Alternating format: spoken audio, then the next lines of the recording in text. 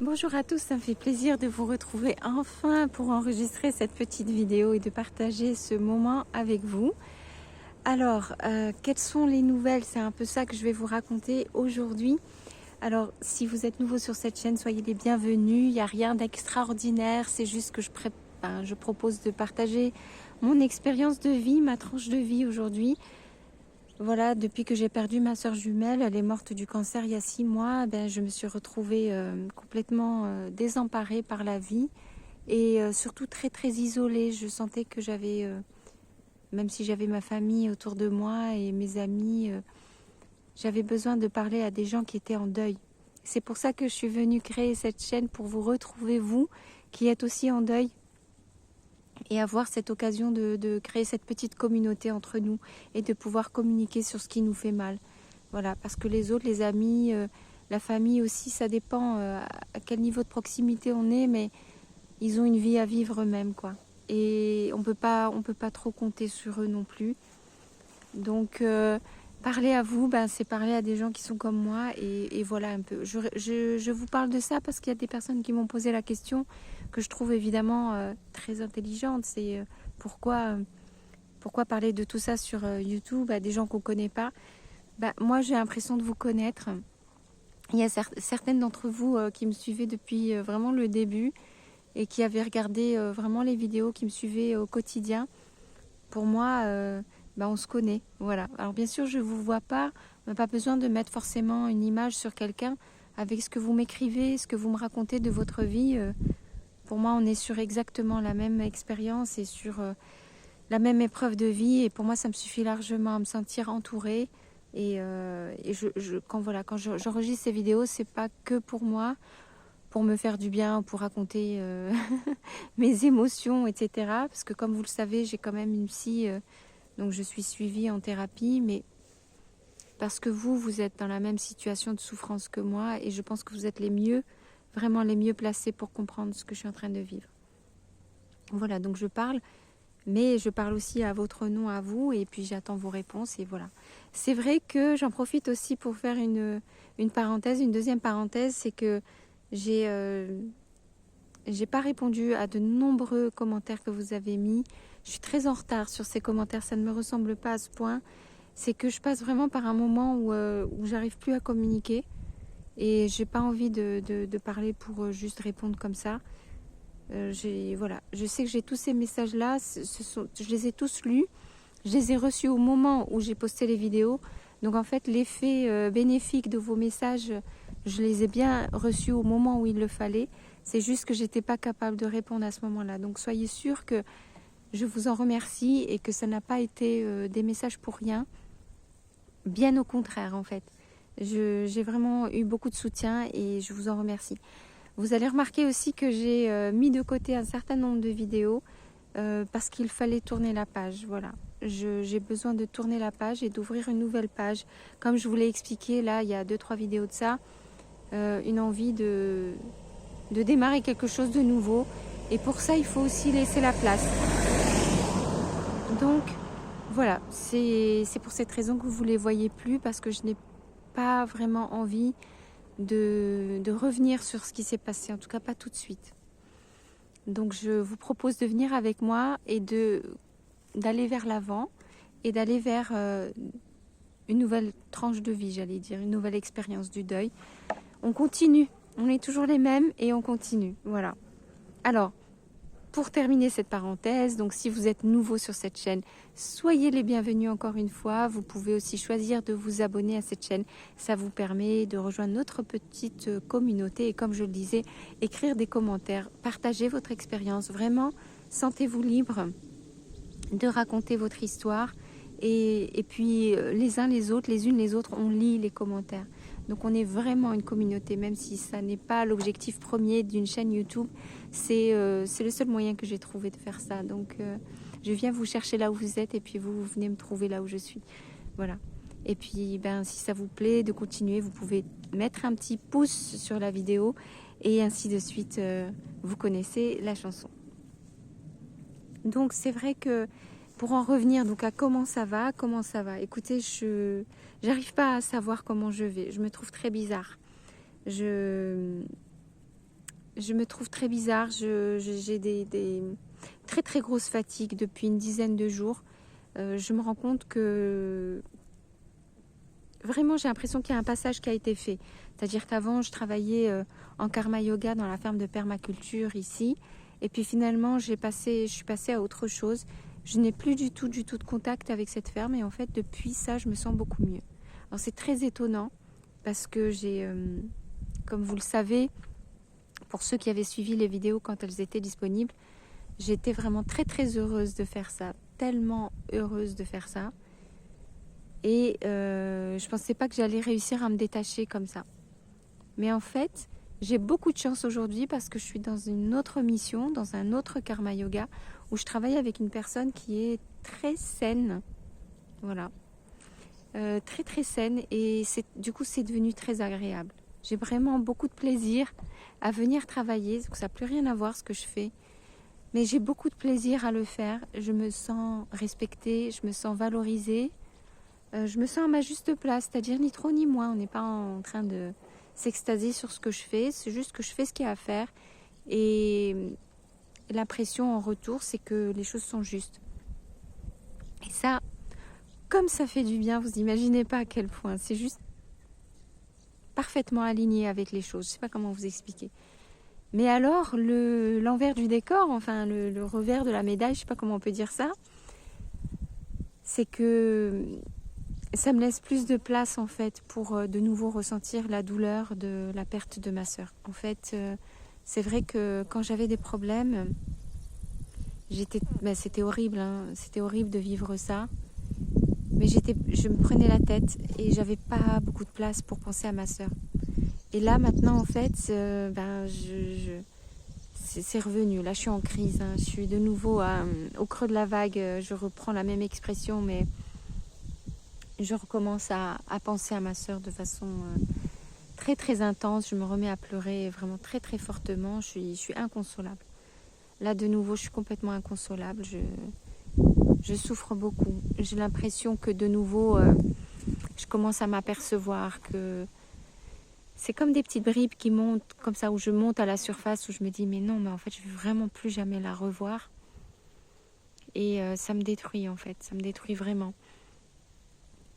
C'est vrai que le film Nos Solars, dont je vous avais parlé, et puis une des personnes de la communauté m'a reparlé de ça aussi, m'a fait beaucoup de bien quand j'étais à Paris et que j'ai pu regarder ce film, parce que tout de suite j'ai compris où était ma sœur et où est-ce que j'allais aller, et puis je me sentais tellement mieux, je me sentais tellement heureuse et tout, j'avais enfin des réponses. Et puis progressivement, ça s'est dilué, et je me dis oui, bon ça y est, j'ai compris, elle est là-bas et tout. Mais le fait de ne pas la voir, c'est dur pour moi. Voilà, rien que de vous en parler, j'ai envie de pleurer. Et c'est bizarre parce qu'il m'est arrivé un truc, je vais vous le dire, mais un signe d'elle qui m'a donné la frousse. C'est que quand j'étais en train de pleurer, je ne sais plus quelle nuit, parce que je fais vraiment des insomnies de nouveau maintenant, j'en pouvais plus de pleurer dans le dortoir en silence, c'est très difficile. Et je me suis levée, je suis partie à la salle de bain et je me suis dit, bon, je vais pleurer là, parce que comme ça au moins je peux faire du bruit. Je me suis mise à pleurer, ça m'a fait du bien. Et au bout d'un moment, je regardais le miroir et puis évidemment, vous savez ce que c'est si vous êtes jumelles. C'est qu'en regardant le miroir, je voyais ma sœur. Parce que j'ai essayé d'enlever les traits de mon visage à moi et j'ai pris juste les traits du visage de ma sœur qui est pareil au mien. Et je revoyais son visage et je revoyais tout ce que j'adorais chez elle. Et je pleurais vraiment très très fort. Et à un moment donné, je lui ai demandé, mais je sais que tu es là,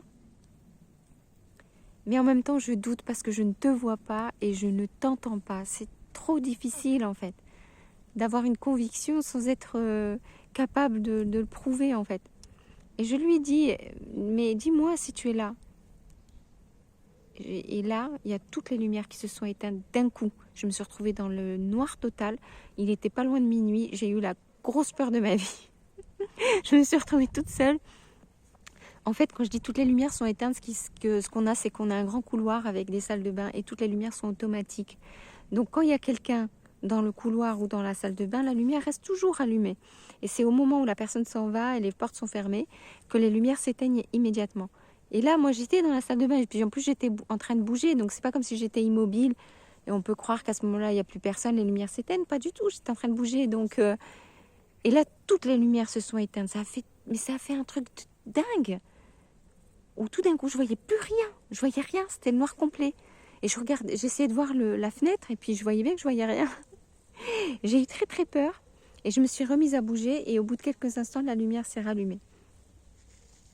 Mais pour moi, ma sœur m'a répondu. Parce que si vous avez suivi un petit peu les commentaires des gens qui sont médiums, etc., qui vous expliquent comment est-ce que le défunt peut prendre contact avec vous, très très souvent ils disent que c'est par le biais de tout ce qui est électrique, électronique dans la maison. Voilà, c'est apparemment plus facile pour eux de passer par l'énergie, parce qu'ils ont une forme énergétique, je ne sais pas comment on dit ça vraiment, mais ils n'ont pas de forme incarnés comme nous maintenant. Ils n'ont pas le corps physique humain qu'on a. Ils gardent leur corps éthérique et donc le corps énergétique. Et donc apparemment c'est plus facile pour eux de communiquer sur ce mode-là. Et c'est nous qui sommes, j'allais dire, pas très doués pour sortir de cette lourdeur dans laquelle on est dans le corps. On est très très limité. Et qu'on n'arrive pas à aller sur leur niveau à eux pour pouvoir communiquer avec eux de façon facile. Je pense qu'ils doivent être super frustrés. Mais bon, comme ils sont là-haut, on va dire, on dit là-haut, mais c'est pas là-haut, c'est autour de nous et sur un plan parallèle. Comme ils sont là, normalement, ils sont beaucoup plus détendus, déjà parce qu'ils sont morts et qu'en même temps, ils sont vivants. Et donc, ils n'ont plus toutes ces questions-là. Ils n'ont pas de douleur dans le corps, ils n'ont pas de souffrance. Et que forcément, à mon avis, ils prennent les choses avec beaucoup de recul. Donc voilà, j'ai eu la frousse de ma vie et j'ai su que ma sœur était là. Et puis, j'étais un peu triste parce que je me suis dit, je lui ai dit, je lui ai dit, on est mal barré parce que elle sait que j'ai peur du noir. Donc, si c'est pour me parler... elle est obligée de mettre tout en noir comme ça, on est mal parti. Donc je sais qu'elle m'entend, je sais qu'elle me voit et qu'elle est patiente, qu'elle se dit qu'est-ce qu'on peut faire d'autre? On peut rien faire d'autre. C'est juste moi à arriver à apprivoiser cette peur, à essayer de comprendre qu'elle a une autre forme, qu'elle est différente. Mais j'arrive pas à sortir de ce que je connais, c'est-à-dire là, pour moi, on est un corps humain. Je la vois pas, je ne l'entends pas, je peux pas entendre son rire. Elle prenait tellement soin de moi, elle me couvait tellement, elle était tellement maternelle avec moi. Ça me manque beaucoup. C'est dingue d'avoir quelqu'un qui a autant de bienveillance pour vous, qui s'occupe de vous en fait. Et ne plus la voir, c'est juste incompréhensible. Quand on arrive au monde, on est dans la naissance, quand on est jumeaux. J'imagine que c'est pareil pour les gens qui ont des parents, seulement qui n'ont pas de jumeaux, mais qui ont des parents, ou quelqu'un qui s'occupe d'eux. Quand ils sont petits, on s'attend vraiment à ce que cette personne soit là. Alors, je sais pas, peut-être que je dis n'importe quoi. En tout cas, moi, je m'attendais vraiment à ce que ma sœur jumelle soit là du début jusqu'à la fin de ma vie. Voilà. Et cette bienveillance, cet amour, ce côté enveloppant. Je pensais que j'aurais ça toute ma vie en fait. Donc j'en arrive à la deuxième partie de ce que je voulais vous dire, c'est que je marche beaucoup en ce moment et je réfléchis et puis je me dis où est-ce que je vais? Où est-ce que je vais comme ça? Qu'est-ce qui va se passer maintenant? Il y a 6 mois qui sont passés depuis qu'elle est morte. Pour moi, on est toujours hier. Hier elle est morte et on est aujourd'hui. Et j'arrive pas à comprendre où est-ce que je vais comme ça et surtout quelles sont les décisions que je prends. Parce que c'est pas évident. Là où je suis, vous avez compris que je reste quand même dans la difficulté. J'ai du mal à m'adapter, je suis très fatiguée. Mais j'arrive pas à savoir en fait dans quelle direction je dois aller. Je me pose beaucoup de questions et puis je m'aperçois maintenant qu'en fait ce qui me manque, c'est d'avoir créé un endroit refuge, un vrai endroit refuge qui dépend que de moi. Et je m'aperçois qu'en fait, cet endroit refuge, à l'époque, c'était l'appartement de mes parents, mais cet appartement a été vendu. Et puis, c'était ma sœur jumelle. Et maintenant, j'ai ni l'un ni l'autre. Alors bien sûr, j'ai un appartement hein, qui est loué, que je loue, qui est en Bretagne. Mais je me sens pas... c'est pas un endroit refuge du tout pour moi. Je l'ai pas du tout investi, je l'ai pas meublé, j'ai pas vécu dedans. Donc je me projette pas dedans comme dans un endroit tranquille, doux, réconfortant, un endroit où on peut se ressourcer. Donc je me pose vraiment beaucoup de questions parce que je sais pas comment faire. Et évidemment, là sincèrement, la seule personne qui pourrait répondre à ça, c'est ma sœur jumelle. À chaque fois j'avais ce genre de problème, vraiment, où j'étais bloquée sur ma route, sur mon chemin, j'allais la voir et je lui parlais longtemps et je lui expliquais. Et c'est la seule qui avait la patience d'écouter. Et surtout, l'avantage, c'est qu'elle avait, j'allais dire, toute la banque de données, la base de données de tout ce que je suis depuis que je suis née. Et donc, elle me connaît très très bien. Et j'ai pas besoin d'expliquer ce que j'aime dans la vie, pourquoi je fais ça. Enfin, c'est tellement plus facile. Elle sait tout déjà. Elle sait qui je suis. Elle sait ce que j'aime. Elle sait ce que j'ai essayé dans la vie, que j'ai raté. Elle sait mes périodes de souffrance et tout. Et donc, quand elle te donne un conseil, elle te donne un conseil qui est super ajusté à qui tu es. Et ça, je ne l'ai plus. Alors, bien sûr, je sais que certains d'entre vous vont me dire « Mais si, justement, elle est là, ta sœur. » Et que maintenant, elle est justement encore plus libre de t'aider parce qu'elle n'est plus incarnée, etc. Oui, mais moi, j'entends pas. Voilà. Alors, je suis très, très limitée. En fait, je me sens vraiment seule, quoi, à cause de ça. Donc voilà, c'est un peu tout ça que je voulais partager avec vous.